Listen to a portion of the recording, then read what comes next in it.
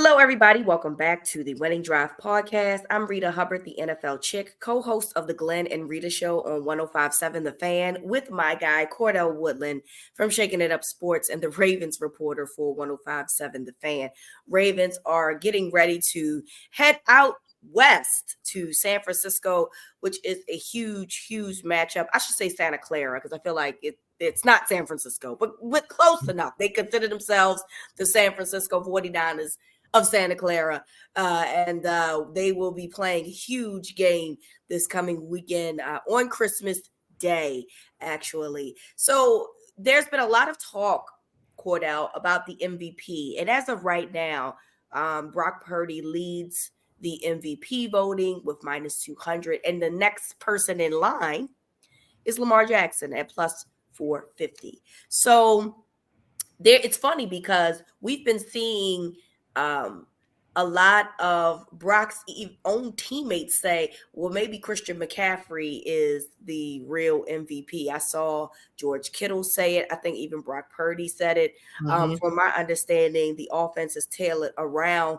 Christian McCaffrey and what it is that he can do. But we know how this goes. The MVP voting is essentially a quarterback award, and it is something that has been that way for quite some time. On the flip side, you got Lamar Jackson, who has good weapons around him. This is his best group of guys around him that he's had as a Raven.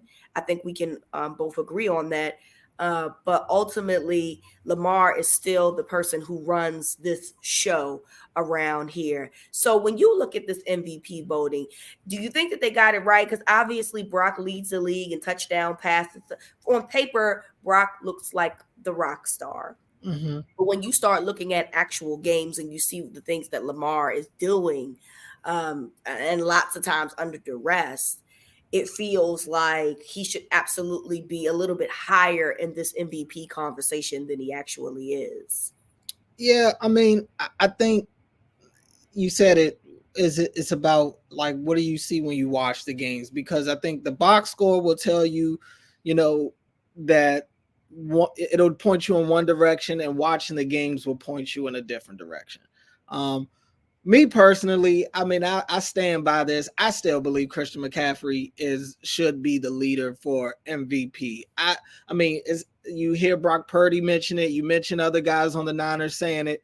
I know the NFL doesn't want to give a running back the MVP award. Oh, especially after this offseason. Right. That's definitely not happening. That's not what they want to do, even if you're as great as Christian McCaffrey. But he is the guy. He's the guy. You talk about consistency. You talk about just wow factor. You talk about being a great player at a premium position. Well, they don't treat it as a premium position, but he plays it as a premium position because he's a 3-down back. He leads the league in rushing. Pretty sure he leads all running backs in receiving as well. He's tied with Raheem Mostert for most touchdowns as a running back this year with 20. I love everything about Christian McCaffrey, but I understand the NFL, they may view it a different way. And it looks like it'll come down to, right now, at least, Brock Purdy and Lamar Jackson. Brock Purdy, I can understand the argument for him. It's easy to make an argument for Brock Purdy. He's efficient. He plays mistake-free football. He leads the NFL in touchdown passes. He's the conductor for right now, probably the best team in the NFL. So it's easy to make that argument for Brock Purdy, especially when you look at the numbers. The numbers will support it, and really the numbers will blow away Lamar's numbers right now. It's just what it is. But with Lamar, it's important that the people that are voting are watching him, because if you're not watching, then Lamar may not even be set.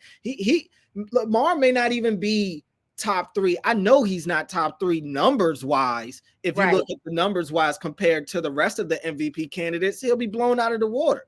It's about watching him and watching the impact that he has on this offense and knowing the weight that he carries. And you watch the plays that he's able to make throughout the course of the game. And yeah, I mean, you look at the Jags game. If you go back and look at the Jags box score, yeah, you're going to look and say, yeah, this was not a good game for Lamar Jackson's MVP rates conversations. But if you watch the game, then in your mind, Lamar is skyrocketing up the MVP ladder because of the plays that he was able to make. The fact that he pretty much kept that run game alive, even when Keaton Mitchell went down. So, yeah, I mean, I think this game is going to have a heavy impact on who ends up winning. If Brock Purdy comes out there and has an okay game, then and Lamar comes out there and wows the crowd, then yeah, Lamar will jump ahead. If they both have great games, I'm curious to see what happens. If they both have great games and somehow Brock Purdy ends up getting his team in field goal position to win it, or vice versa, Lamar does it and gets the ball last and he ends up driving down the field to end up winning the game. I don't know how they'll account for it, but we could see both of these guys play really well in this game. They're both hot. I can't remember the last time Brock Purdy had a bad game. I know it was earlier this year, probably against Cleveland. That's probably the one that jumps out to me the most. But Lamar's been hot as of late, just like Purdy. I think they're both going to put on an MVP type of performance on Monday. Yeah, I agree. I mean, I definitely think that, Purdy has all the shiny statistics that, allows people to make this, easy. And I agree that Christian McCaffrey is probably the person that we should be having this conversation about. But, having a running back be a league MVP after talks about running backs and their worth in the National Football League would be a very, very interesting conversation. And I don't see that happening. So I definitely think it's between Lamar and Brock. I already have said on record, though, Cordell, that if Lamar finds a way to win these two games, I don't care what the statistics say, but if they come out with a win, which will be a big part of what Lamar is doing, he should win the MVP. If he can get out wins against the 49ers, against the Miami Dolphins, and look, even if he keeps it close against the 49ers, or either game, if it's 1-1, but he keeps it close, I still think that Lamar should be in the conversation for the MVP. I think that he should win the MVP because the Ravens have had one of the hardest schedules in the National Football League the entire season. Their whole division is 500 and above. So that's 6 games right there that they've had to fight their whole life, essentially, in 2023. Then you add the games that they have also had on their schedule as well. So I definitely think that that's a conversation we should be having. If he comes out 2-0 or 1-1, and both of those games were like close, and the loss is close, to me, Lamar is the MVP. Because Lamar is the most valuable player on the Baltimore Ravens. When you subtract Lamar, do you get the same effect? The answer is no. But with Brock Purdy, and this is no disrespect to Brock, because I think that Brock is a very good quarterback. But we've seen Jimmy Garoppolo, who is now benched with the Las Vegas Raiders, go to the Super Bowl with a lot of the same people that they currently have. So, that's where I stand. If you can plug and play, are you really an MVP? If you are irreplaceable, you are the MVP. And that's where I stand with that, and why Lamar should win if he's able to squeak out 2 wins or one in a possible come the next couple weeks. And that's a fair way to look at it. You're right. I mean, the Niners have had success even before Brock Purdy went out there.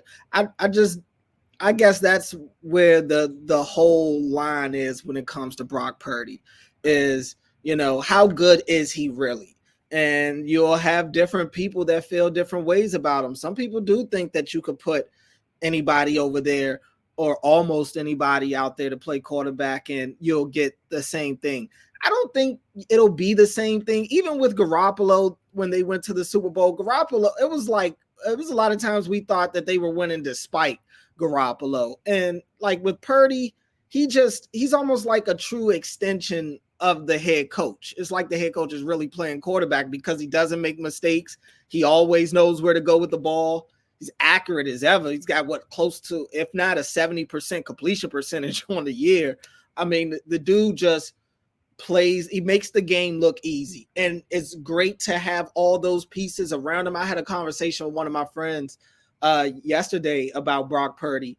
And we just said that, him not being the special player like Lamar or Patrick Mahomes and those guys, him not being a special talent is great for them, because you now have a quarterback that understands his limitations, doesn't want to be, the best player on the field. He will take over the understands, game he right? doesn't have to take over the game. I'm going to play within the offense. I'm going to play within the game plan. I'm going to get the ball to the right guys because I study the crap out of film and I don't get fooled. So that's his superpower. His superpower is the mental part that I just think people don't give him enough credit for. You just don't see him out there seeing ghosts very often. He doesn't get fooled. So that's what he does. He makes the right decision and he gets it to those guys. You don't see him patting the ball, trying to move around, do anything extra, make across the body type of throws. No, he's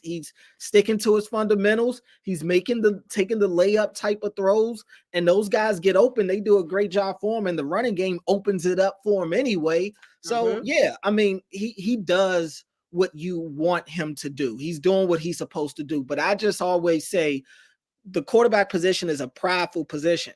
A lot of people I don't think would thrive in this position that Brock Purdy makes look easy. It's easy to say, yeah, if you had all these weapons, every quarterback should be great. But I mean, I think back to Dak Prescott all those years when they had the best offensive line and Zeke was at the top of his game, and you had Amari Cooper and CeeDee Lamb and all those guys. I mean, they still, as great as that offense was, he's still turning the ball over like crazy. He still couldn't make that offense look like this. So Brock Purdy definitely deserves credit, but I hear you. Sure. I mean, I think, that kind of should be the edge for Lamar, is what he has on his plate and just how much of a better individual player he is to Brock Purdy. And how he's able to lift up his team. And the difference that he makes when he's not out there, as opposed to, again, having someone come in like, okay, I understand my role because I have elite talent around me. And again, this is not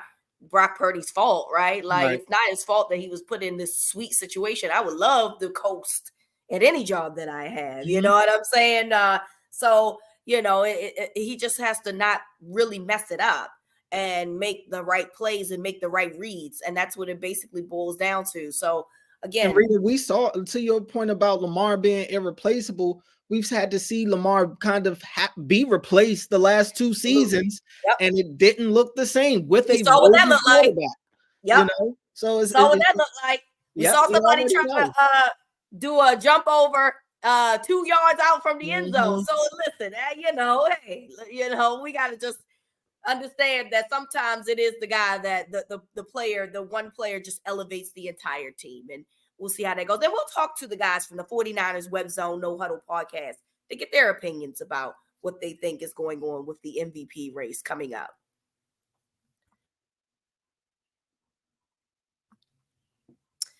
All right, so let's do a quick preview on what we expect from this game this coming Sunday. I'm curious to know what your keys of the game are. And I want to point out, Cordell, that the 49ers gave up over 230 yards on the ground last week to the Arizona Cardinals. Now, we know that the Cardinals aren't a good football team.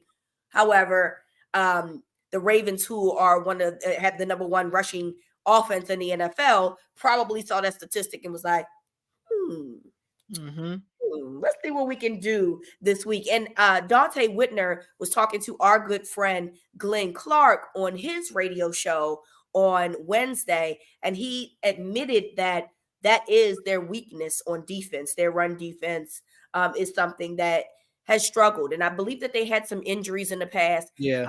I believe there's some guys that might be coming back, so I don't know how that's going to look, but ultimately their run defense has been the if you had to find a weakness, right, it was that was their weakness on defense. So what's your thoughts? I don't think it's a coincidence that they were missing their two studs in the middle of their defensive line in Javon Hargrave and Eric Armstead. So, if those two guys are back, which I've been seeing is a possibility for Christmas night, it may not look the same.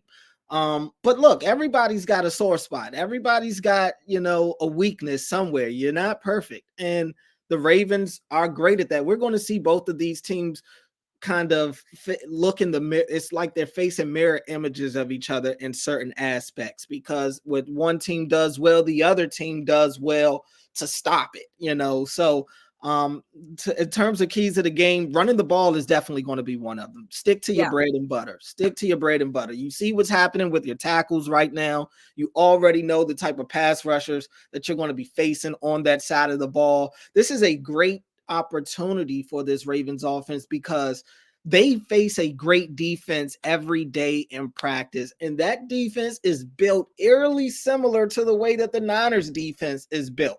All across the board, you can make the argument that maybe the Niners have more total individual talent on that side of the ball, but as a whole on defense, they're pretty similar, very similar. So I'm curious to see what type of ideas Todd Monken is able to come up with facing their type of defense that has, I would make the argument, more chess pieces, because the Niners are playing without their chess piece at safety, and his name is escaping me. I forget it his name. It doesn't even matter, Frank. Yeah, It doesn't even matter. It'll They have come so to many me. other studs. Right. They have so many other studs. Right. They on every single level. On the top level, they have Bosa and Young. The middle level, they have Warner. The back end, they got Ward. They got so many people that everybody honestly is the problem. And so the biggest issue, obviously, is the tackles for the Ravens have struggled. Ronnie Stanley, it wasn't concussion protocol, so we're trying to see how that's going to work. But many will say, well, maybe he needs to rest anyway, because he's still lingering with an injury, you can tell, and so he's not 100%. Morgan Moses, while they're telling us that, it was a shoulder problem, I'm led to believe when I watch him play, Cordell, he can't even extend his arm fully. I'm concerned that this is a pectoral issue, quite frankly. And they're not going to probably tell us these things, but this is what I'm seeing when I watch him play. So you had Alele come in, you had Makari come in, and not, look, they did, Alele did well for sure. And Makari, at times, but look, he's been more consistent when he's come in my opinion.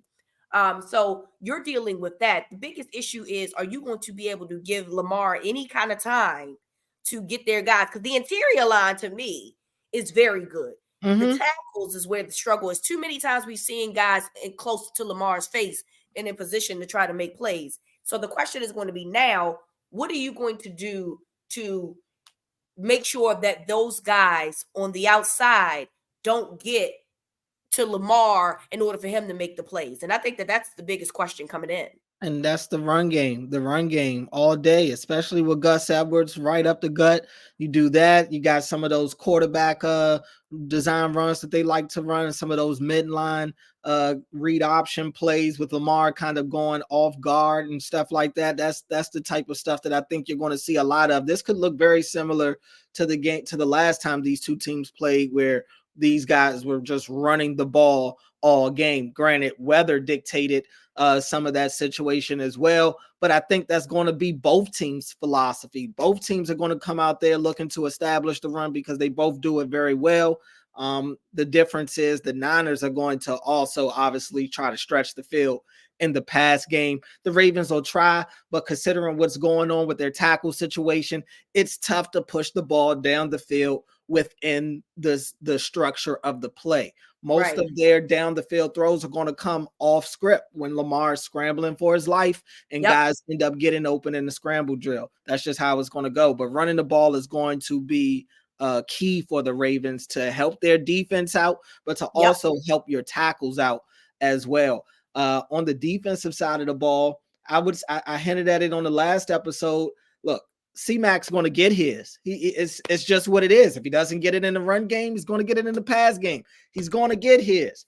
But you can't stop everybody. And they've got a lot of different guys. You've got Christian McCaffrey. You've got Deebo. You've got Ayuk. You've got Kittle. Deebo's the guy. Deebo is the guy. Deebo is the one that it really opens the game up. If it's going to just be McCaffrey and maybe a sprinkle of Kittle and Ayuk, all right, you can sustain that, but Deebo, he gets those back-breaking plays. It's really it's a confidence hitter when Deebo makes a play because it's some sort of gadget play, possibly with him out of the backfield, or even if it's him at receiver and he's running one of those deep crossers or something like that. Deebo is just when he's hot, when he's having a good game, they're unbeatable. They're unbeatable when Deebo Samuel's playing well, and he's been very hot as of late, very hot. So he's the guy that I'm looking at. This is Kyle Hamilton's name. If Kyle Hamilton really wants to, be the guy that everybody is talking about him being, and not that he hasn't been to this point, he's been out of this world good, but this is the type of game that you draft a Kyle Hamilton for, because you're going up against your own, the Niners' own offensive unicorn in Deebo Samuel that they line up in the backfield, that they line up at receiver, that can run every route, that's as strong as an ox, that can beat you in a race. So this is why you have your own chess piece in Kyle Hamilton to kind of neutralize that situation. I'm very, very intrigued by that battle. And this is going to be a tough game for Kyle Hamilton because I don't think Deebo is going to be his only assignment. They'll throw him on Kittle too. It will be no plays off for him. He'll have to help in the run game as well. So Kyle Hamilton, I expect him to be fully exhausted by the time the Ravens get in the locker room at the end of this game, because he's going to be very, very busy along with all of those guys. But Deebo Samuel, that's suspect number one to me. You have to take him out of the way. Not Christian McCaffrey? Christian McCaffrey is kind of because just of the way that the Ravens' run defense has been. No, because it is what it is. It is what it is. I would be concerned if they started to try to load the box and try to stop McCaffrey, because then you're opening it up for everybody else to kind of get theirs. C-Mac, if you definitely want to stop the run. I'm not saying just open up the hole and let him have his way, but I just think that they're a different animal when Deebo is heavily involved. C-Mac's going to be involved whether we want him to or not. They're going to stay consistent with that. And we already know when teams are committing to the run game, it's a problem for the Ravens. That's why I've already accepted the run game is going to be what it is for the Niners on Christmas night. But Deebo, you can find a way to take him out the game. You can find a way to take Ayuk out the game, or at least limit some of those big plays down the field. I like the secondary matchup against the receivers. That's where I would focus on. That's your advantage. You have the guys to kind of match up with that secondary. With McCaffrey, it kind of just, he's just so consistent. He's going to get his. I just would focus on not passing, whether it's running, it doesn't matter. He's going to find a way to get involved. Again, the players believe that the offense is tailored around what McCaffrey does. So there is that. But for sure, and look, but here's the thing: you didn't even mention. Did you mention George Kittle? I mentioned him briefly, but it's like you can't. The thing with the Niners is they always have guys wide open. McCaffrey scored on that touchdown catch against the Cardinals the other day. He's wide open. Nobody within 10 yards of him. Deebo has a touchdown in the same game where nobody is near him. How many George Kittle touchdowns have we seen of Kittle just blowing by the defense because they're falling asleep and guard looking at everybody else, and Kittle sneaks up behind them on some wheel route or something? And he's probably the best yak tight end in the NFL. He gets the catch. He might score every single time he touches the ball. That's just how good George Kittle is. So that's the Roquan. That's the Patrick Queens. That's the Kyle Hamiltons. Everybody's going to be busy in this game. But I don't feel comfortable with Arthur Millette being exclusive, really understandable. Deebo Samuel. That I don't feel comfortable with that. I trust the outside guys. If you want to move Marlon inside, this is the game to do it, so he can kind of stick with Deebo. But Millette is the one that I will probably stay away from if I'm the Ravens, matching him up with those guys. Yeah, I'm with you on that. I would love to see more Darby around. Something. I'm just saying, what did Yasin do? Or not do? Not do is the question, because he's been a healthy scratch. Yes, he has. That's why I'm curious to know your thoughts. Yeah, I think he has had a couple of tackling issues, which is a no-no for this team, who has for the most part tackled well. Matchup. Right, especially for this matchup. And just I think I think they just like what Darby gives them. Darby has been better. I think that's also what it boils down to. Yasin has had some penalty issues at times and critical moments down the field. Darby has just played cleaner than he has, and I don't know if it's substantial. It's tough to say because neither of them have gotten a lot of run here as of late. But I think they just like Darby's overall balance. He gives you the same type of coverage that Yasin gives you, but Darby is probably a little more physical at the point of contact. I agree with you there. So we will see how this matchup goes. And again, we'll have this conversation a little bit more in depth with our friends over at the 49ers website. My bad, Reeta. I do. Okay. I have one more key. Go ahead. One more key. Lamar. You got to mention Lamar. Oh, if you're going to beat, and ends with him, right? Regardless, if you're going to beat a team like the Niners, you have to be you have to have some sort of superhero like a Lamar Jackson that can do things that other people can't do, that can kind of mess up the formula, so to speak. And so I think Lamar has to be special. Can't have the turnovers.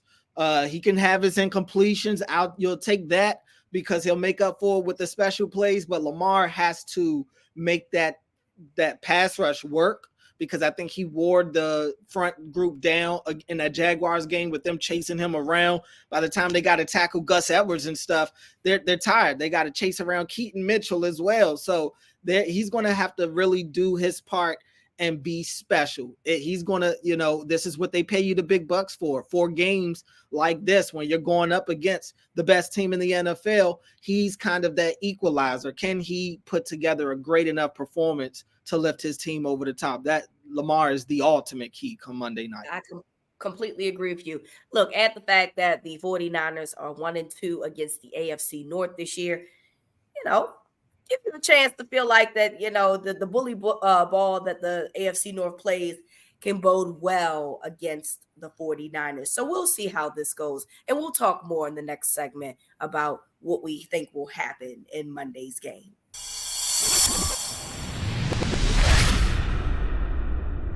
Welcome back to Win and Drive. Cordell Woodland still here, joined now by our guest, Al Sacco from the 49ers Webzone No Huddle podcast. What's going on, Al? How you doing, Cordell? Thanks for having me.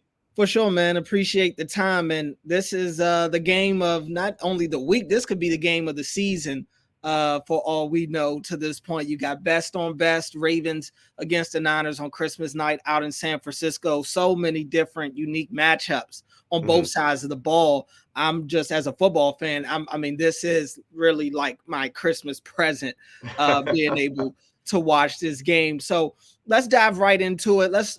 We could look at this Niners offense against the Ravens defense, because that is where I believe the game, the true matchup is. This Niners offense has kind of been a juggernaut all year. So many weapons on that side of the ball, from McCaffrey to Ayuk, George Kittle, Deebo, Brock Purdy, Trent Williams, best offensive lineman, best offensive left tackle in the league for a while. And I know that because I've been following Trent his entire career. So all of those guys going up against this Ravens defense, they have their own unicorn in Kyle Hamilton. You've got the linebackers and Roquan Smith, Patrick Queen. There's so many people all over the field for both sides. How do you see this Niners offense matching up against the Ravens defense? Well, this is going to be a great test for them. And I'm not one of those guys who's taking the temperature on Brock Purdy every week anymore, because I think he's done enough to prove he's a really, really good quarterback. But this is going to be one of those games you're going up against one of the best defenses in the league. The offense has been unstoppable since the bye.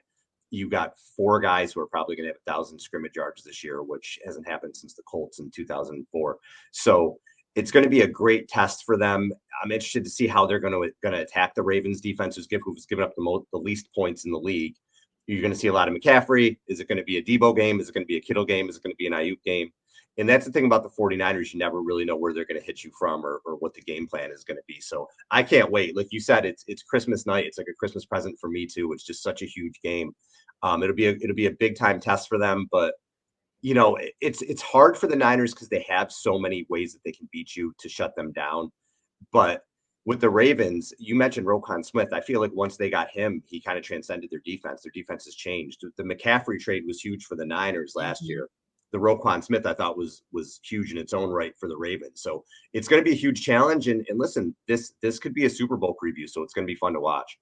Yeah, I mean, definitely will be. And I'm very intrigued. You mentioned Roquan Smith. Roquan had a lot to say on Wednesday. Nothing I think will end up being bulletin board material, but look, he's a confident player. He believes in his guys, and you know, he's willing to bet on them against anybody, including the Niners. But you look at it, you mentioned Christian McCaffrey.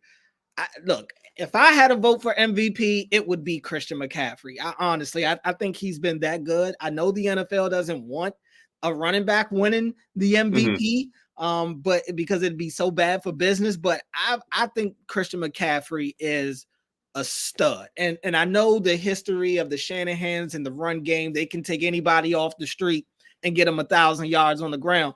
But CMC, to see somebody as talented as him in that Shanahan offense, you really get to see the true ceiling for what that offense can be. I just think it's going to be tough. And I think that's going to be the toughest thing for the Ravens to stop is the run game. That's kind of been this defense's sore spot this year. When teams make a commitment to running the football, they struggle. And I think that this is going to be a game where the Niners are not going to go away from McCaffrey.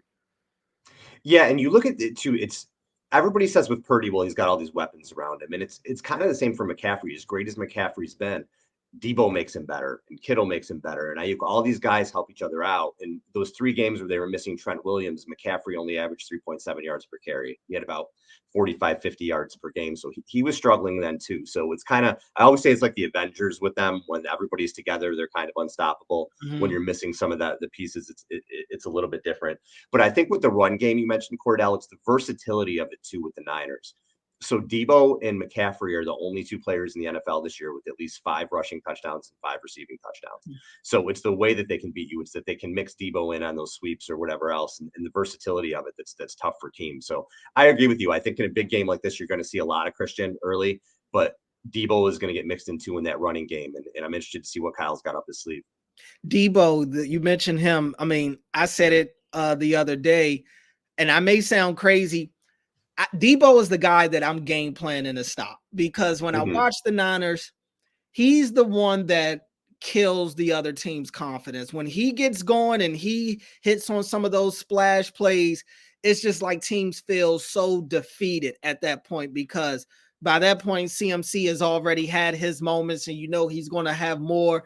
But Deebo gets it. You mentioned out of the backfield, he gets it in the pass game, and credit to Kyle Shanahan, he's such a mastermind offensively. He does such a great job, because no matter how good we think guys like Deebo and Christian McCaffrey are, I mean, look at that Cardinals game. Both of those guys had walk-in touchdowns in that game where they're just wide open by themselves. So when I look at it, it's a tough task for Mike McDonald, who's done a great job with this Ravens defense this year. But if I'm looking at it at this game and I'm trying to figure out what's my best chance to slow this offense down, I'm looking at Deebo Samuel, because he just does so many things that go against the grain that, like I said, when he has those big plays, I just feel like it's deflating. It's deflating for a defense. If the run game is going to be there, that's fine, but you can't give up those explosive plays to Deebo. Yeah, and the thing with, I mean, he's been out of his mind the past 3 weeks. I think he's got 6 touchdowns, 7 touchdowns, something like that. And the backbreaking part with him is you see him, it's a 4-yard screen sometimes, and he takes it to the house, and you know, it's just deflating. But you mentioned those 2 wide open touchdowns, and the difference with the 49ers offense that what you've seen in previous years is they have the ability for the big play now, because Purdy does take shots. Now, the 2 plays that you mentioned, the first was McCaffrey where he was wide open. If you watch that play, that's an off-schedule play. The rush is coming. Purdy rolls out to his left and hits the throw on the run. That's a play with Garoppolo. It's a sack, or the ball is getting thrown away. It doesn't happen. And on the Deebo, I think it was a second touchdown, but the long pass, the 50-yarder down the field, that's a play where Deebo isn't the first read. Purdy said he saw Jamal Adams flat-footed, said, okay, I can hit Deebo here. Deebo said he wasn't even expecting the ball, and then he takes that shot play down the field. That wasn't happening with the Niners in previous seasons. That's why there were a lot of games that were 23-17, and it's at the end, and you're like, oh my God, how are we not up by 4 scores right now? Well, that's happening now. They're getting those big plays. They're taking those shots, and that's why you're seeing scores 35-40 to 17 instead of the low 20s to 17 now. So you have all those guys, and they are open, and they can make plays on top of the Niners taking shots as well. So it's just been a perfect storm right now. And as long as they can keep it up, they're just really hard to deal with offensively.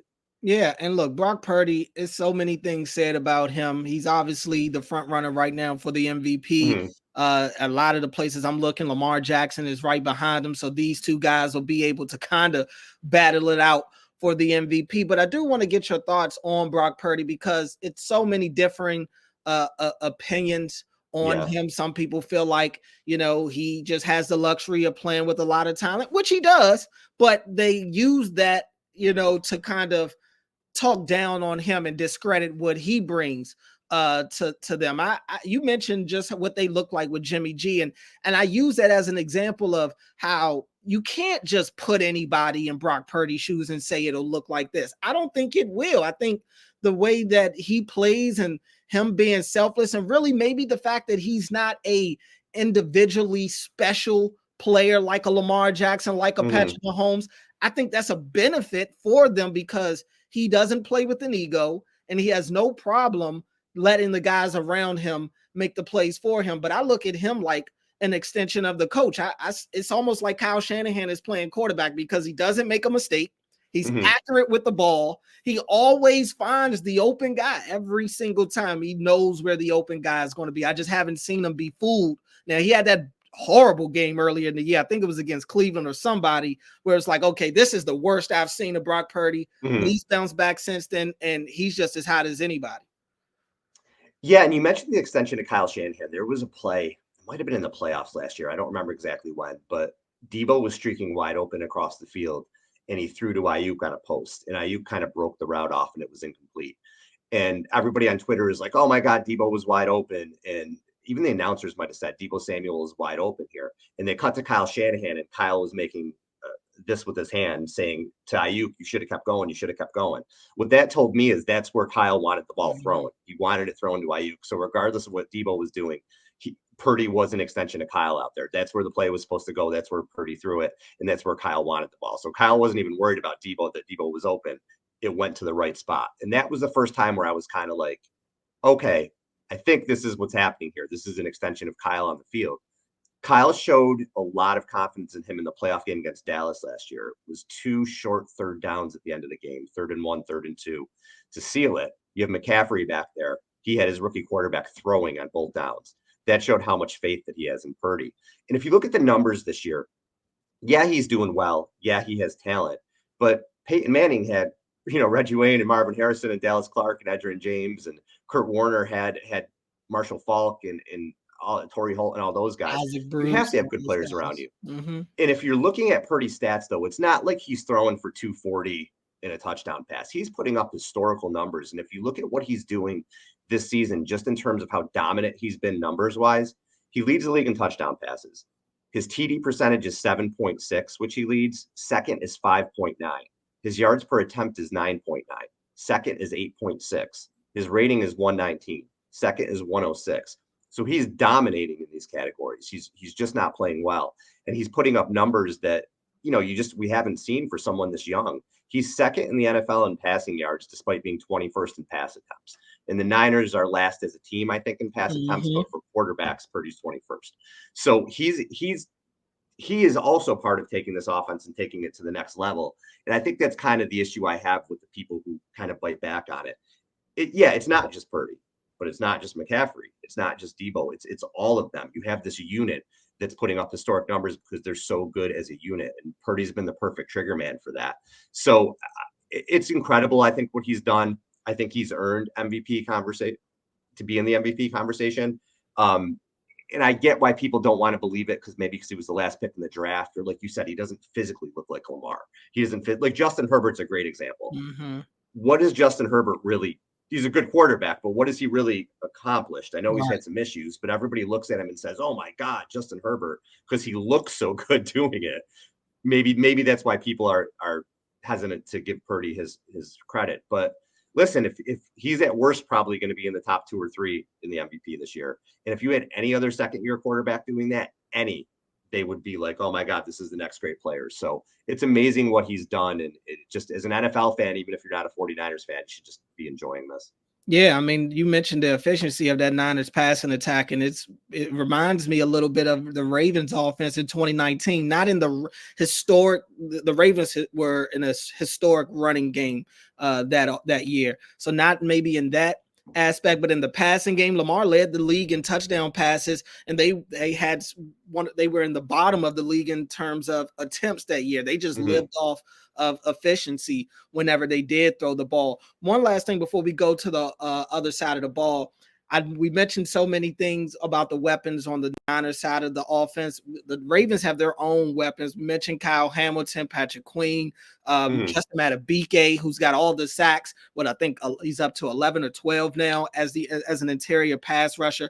What kind of threat do you think the Ravens defense poses for this Niners offense? Well, just what you said, the passing game, I'm worried about the pass rush and the pass defense. Because I think, again, I feel good about the Niners being able to run on them. But if they do get in a situation, right tackle has been a little iffy for the Niners. Colton McKivitz at times this year. I think they're better with John Feliciano playing at guard than they were with Spencer Burford. I think they're a little better in the interior. But still, I do worry about that pass rush. Purdy's good at getting away from it. But we've seen Ravens defense shut down quarterbacks this year. So that's my biggest concern is the pass rush and that pass defense. Let's go to the other side of the ball. Of course, we have to start with Lamar Jackson. Everything begins and ends with him for this Ravens offense. We talked about all the weapons that the Niners have offensively, but I don't know if anybody has, how you go about trying to stop Lamar Jackson because he just does so many different things. What type of challenge does he pose for this Niners defense? I think the Niners can have issues sometimes with mobile quarterbacks, as most teams do. So that's the thing with them. Even if they're getting pressure on him, is Lamar going to get out of it? Is Lamar going to make big plays with his legs? That's always going to worry me. Where I'm most worried, though, right now, the Cardinals were able to run on the Niners last week because Eric Armstead and Javon Hargrave were not there. It looks like they're trending towards playing. If they don't, that's a huge concern for me because are the Ravens just going to, similar to the Niners, just try to run the ball, control the clock, keep the Niners offense off the field? That worries me. I'd be more worried if Mark Andrews and Keaton Mitchell were there. I thought Mitchell was a jet because Mitchell can just fly, man. Yeah. Like I thought that was a huge injury for the Ravens. And I've been talking about on our show what team worries me the most. And, we talked early in the season, we were talking about Philly and that. And I keep saying the Ravens. I'm most nervous about the Ravens just because of what Lamar can do, because that defense can make plays and maybe get a turnover and shift the game. I'm less nervous now without Andrews and Mitchell. I was watching Mitchell and I'm like, oh man, they have this guy running 4-3 or whatever it was on this offense now with Zay Flowers, who's emerging. But now without those two guys, I'm a little less nervous. But with Lamar, there's always a chance that he can take the game over. So this to me is going to be the biggest test for the Niners. I think probably if I had to predict the Super Bowl, it would be these two teams right now. So it could be a preview, but it's going to be a good test for San Francisco to see what they do against Lamar and if they can contain him.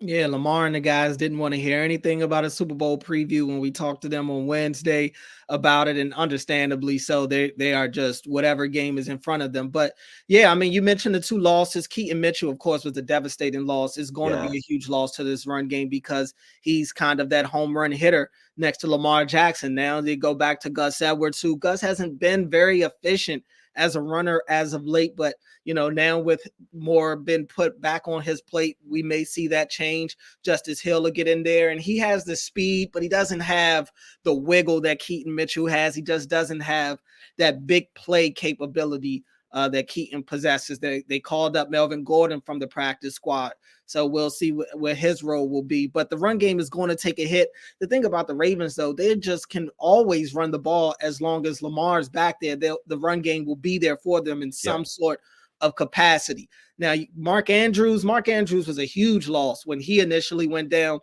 It hasn't been as big of an impact as maybe people thought because Isaiah Likely's been so good. I mean, he had another really good game against the Jags on Sunday night. I think his confidence is through the roof right now. So he has really been a a gem for the Ravens again, because he was good for them last year in the games that Mark didn't play in.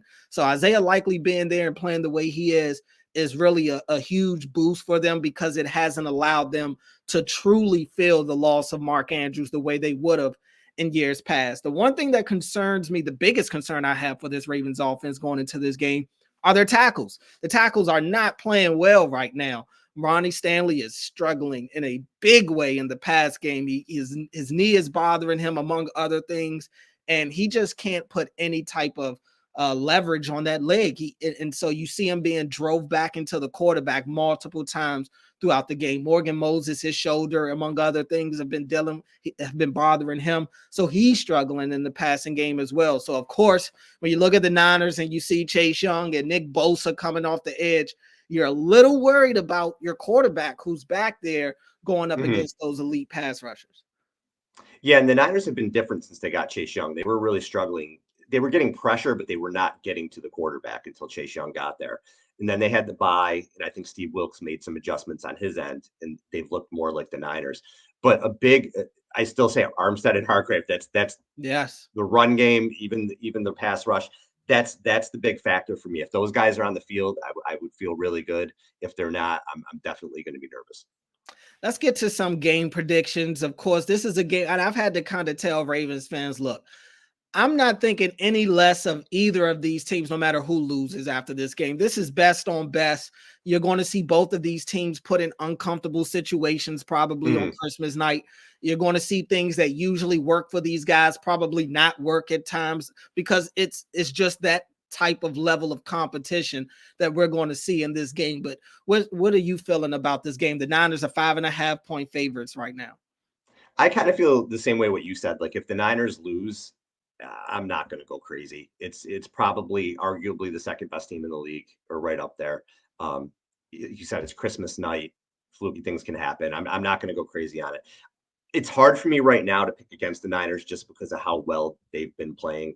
And I can't do it here either. I don't think they're going to win 45-20 or the 35-13 like the way they have been. I think the game will be in the 20s for both teams, but I feel like San Francisco is going to pull it out, 27-23 type thing. Both teams are going to be in it late, but it's going to be a great one. Christmas night, I can't wait to sit down and watch it. Yeah, thank God my partner Reeta Hubbard isn't here, because she'd probably lay into me, because I gotta go with the Niners too, man. It's tough to pick against them right now. They're the hottest team in the league. I think they're the best team in the league, and it's just so much talent over there. And I think that the Ravens match up better with them than probably any other team in the league. It's going to be a chess match without question. But I agree with you. I think it's going to get into the high 20s. I think the Niners end up winning this game maybe 28-24. It could come down to maybe who has the ball last, could come down to a crucial turnover, and no telling. But I do think that the Niners end up pulling this game out in the end. I don't think it'll be a dominating win. I don't think the Ravens will look bad. It'll just be a situation to where, the Niners, they have the advantage being at home, not having to travel during Christmas time. You can make the argument that they're probably a little healthier right now than the Ravens in some of their key positions. So I'm going to go with the Niners right now in a close game. I still think it'll be a really good one. I'll really appreciate you making some time for us, jumping on the podcast, man. Let the people know about your podcast. Yeah, 49ers Webzone No Huddle podcast. You can find it anywhere you get your podcasts. We do about 2 shows a week. And you can follow me on Twitter at Sacco49.